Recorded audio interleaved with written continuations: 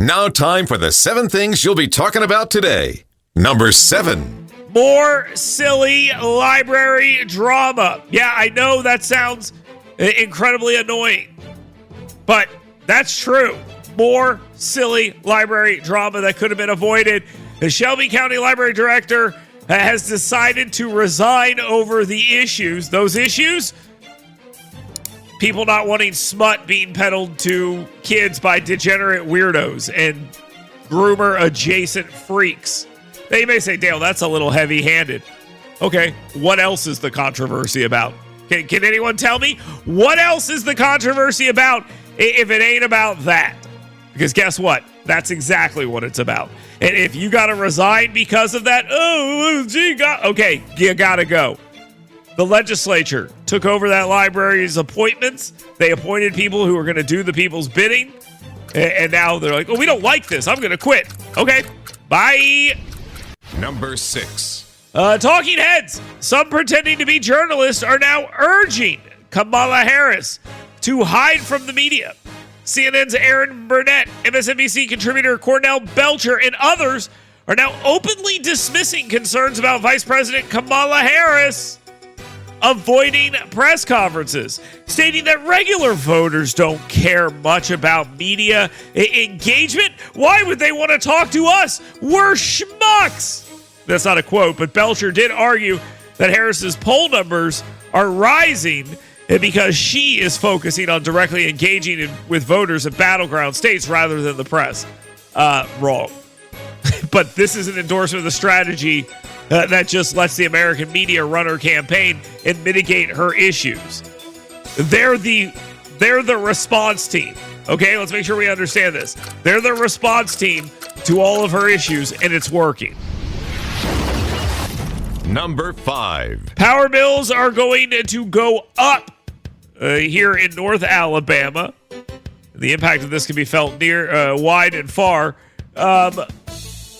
Starting in October, Tennessee Valley Authority TVA customers in Alabama will see a 5.25% rate increase in their electricity bills. The hike approved by the TVA board is justified by growing infrastructure needs due to a population increase in the region. And the increase will add about $4.35 to the average monthly bill, bringing the average bill to $142.35. Oh my God, when was the last time I thought I had a $142 electric bill? I can't even think about that. Yikes. Despite the fact, the hike, TVA rates remain competitive, now ranked the 4th lowest among regional peers. Again, they're investing $16 billion in infrastructure by 2027. They've had these brownout issues. They're trying to fix that. Bill's going to go up. Number 4. Former President Donald Trump went to the border. Well, CNN's Jake Tapper once again suggested that Kamala Harris was never the border czar. What are you talking about? Border czar? We don't even know what that is. That's not even a real thing. Border czar? No, they're serious, by the way. They're dead serious. They are dead serious. Still saying that she was never the border czar. It's weird because when she talks about the border, it's about amnesty. Anyway, another psychopath was arrested for threatening to kill Trump at the border. They finally caught him. Trump had a hilarious moment with the press over this. One of the reporters asked him about it, and Trump was like, "What? I didn't know that. Maybe we should leave."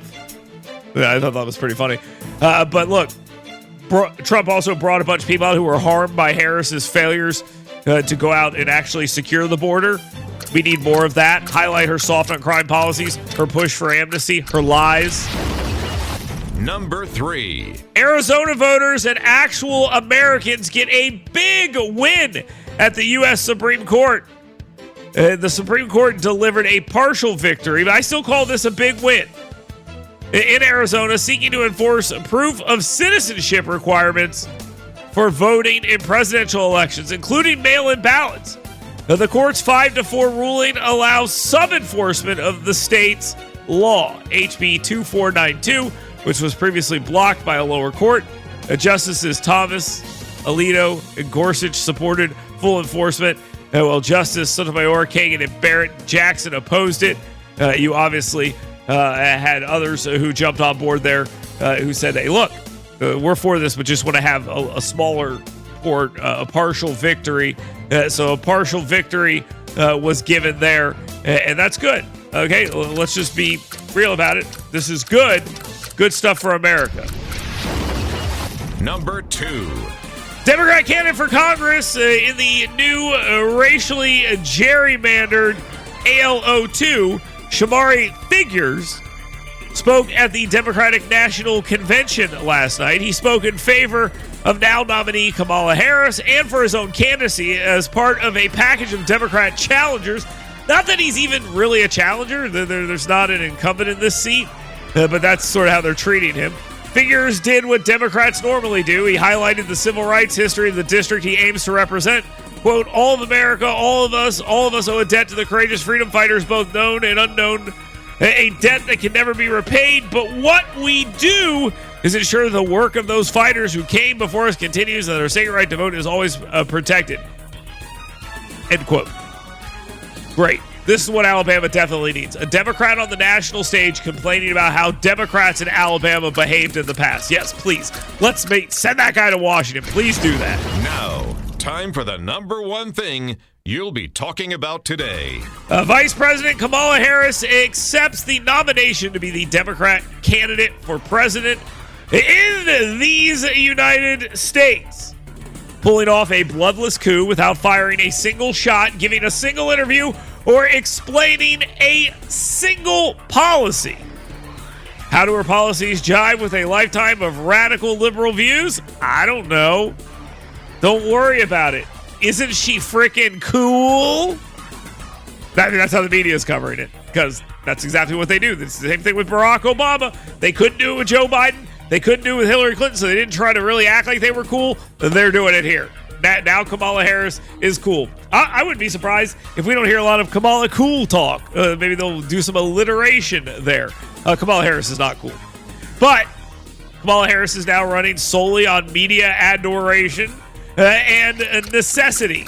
America now faces a choice between Harris and former President Donald Trump, who continues to try to discuss issues and lay out his vision for America. But we have to have Kamala Harris because it's necessary that we stop Trump. That's right. That's it. It's a necessity that Trump be stopped. I mean, that's it. And that's the whole hook. Momentum in the Real Clear Politics polling appears to be on Harris's side right now, but it is close. Betting markets have moved back towards Trump, and as she spoke, apparently the betting markets move further in Trump's favor. So we'll see where all of this goes as we move forward. But as of right now, Kamala Harris is in the driver's seat, and that is pretty unfortunate based on how vapid and stupid her campaign has been. But we got to take a quick time out here. We will continue with this. You can weigh in anytime you'd like. There's a couple of different ways to do so. You can always get in on that's the QC Connects free speech phone lines, 866-494-WVNN. You can email us. You've got mail. Dale at WVNN.com. That's the Downtown Rescue Mission.org email inbox. And you can get it on the ScoutPestControl.com WVNN hot take text line at 866-494-WVNN. Get in now. Get your thoughts in. Get your questions in for 10 with him. And we'll continue right here on WVNN.